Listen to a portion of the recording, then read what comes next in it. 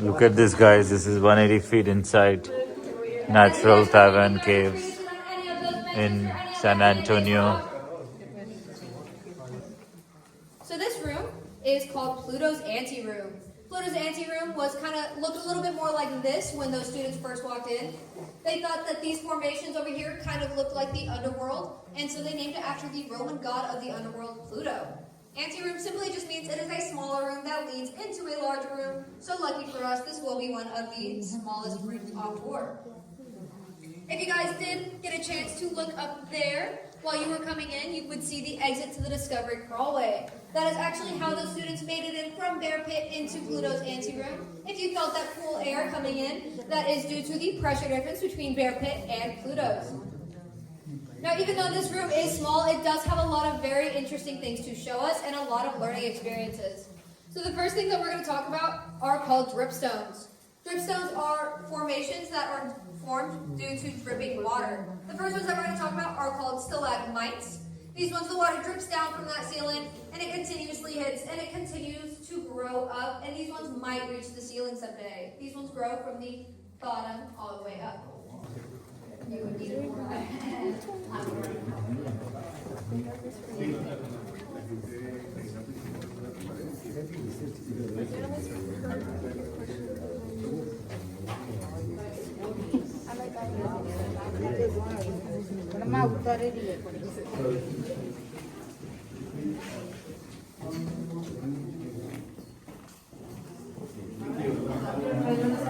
Oh my God, look at this. Whoa. Amazing. Say cheese.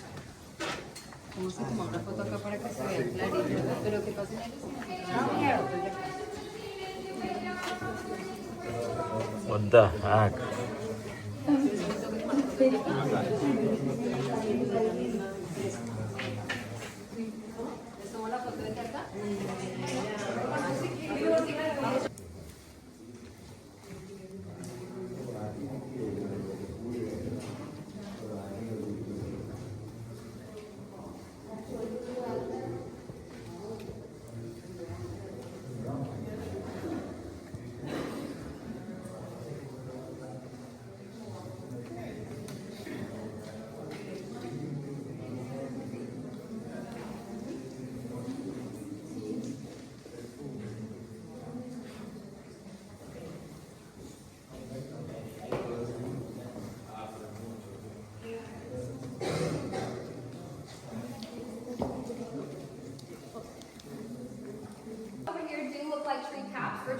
In some way.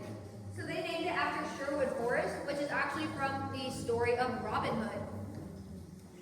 So if you guys are looking at these stalagmites right here, you may think that they look just a little bit different than our ones that we just saw in Pluto's anteroom.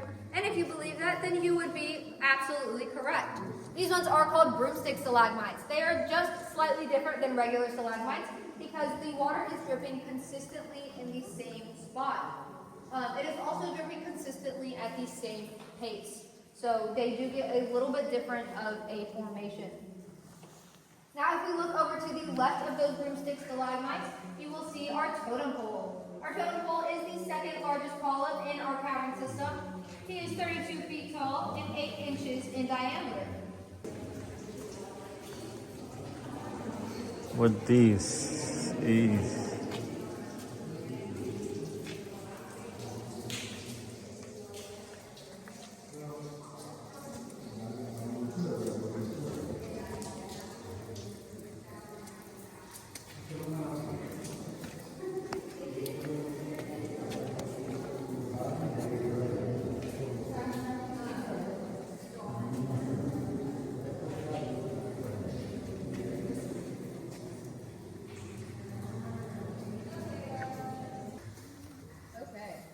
Free to stay down here and take some photos if you would like. Sure. I just urge you to, once you guys are done, meet me in the middle of the room where we can meet our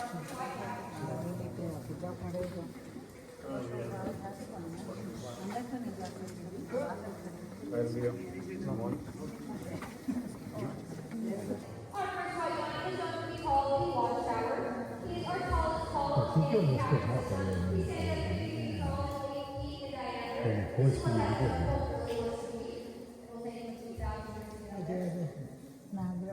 The next one that we're going to be talking about is called the mouth of the lamp. It was possibly thought that all these holes would have balconies or windows to an apartment building.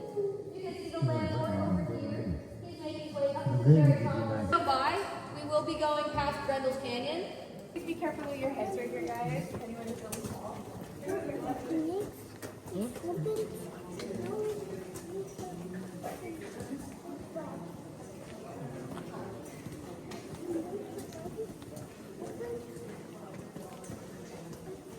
And you guys can use whichever, left or right.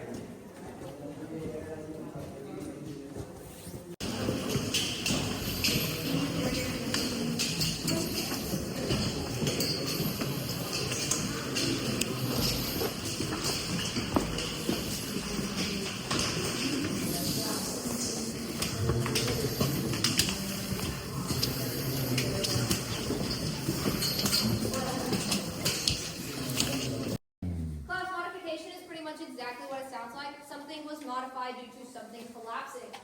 In this case, the something that was collapsing was the ceiling. The ceiling already had a lot of intersecting joints or cracks that made the ceiling very weak.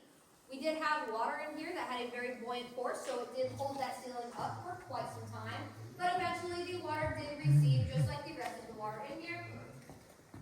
And once it receded, the ceiling started to break off and fall apart piece by piece and layer by layer. And you can actually see here through this stair-step motion how everything kind of fell apart.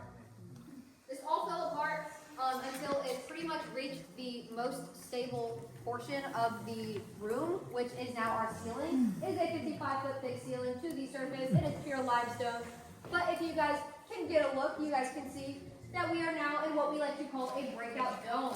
So the way that this all pretty much formed is created a dome shape, so we call it a breakout dome. Everything is okay.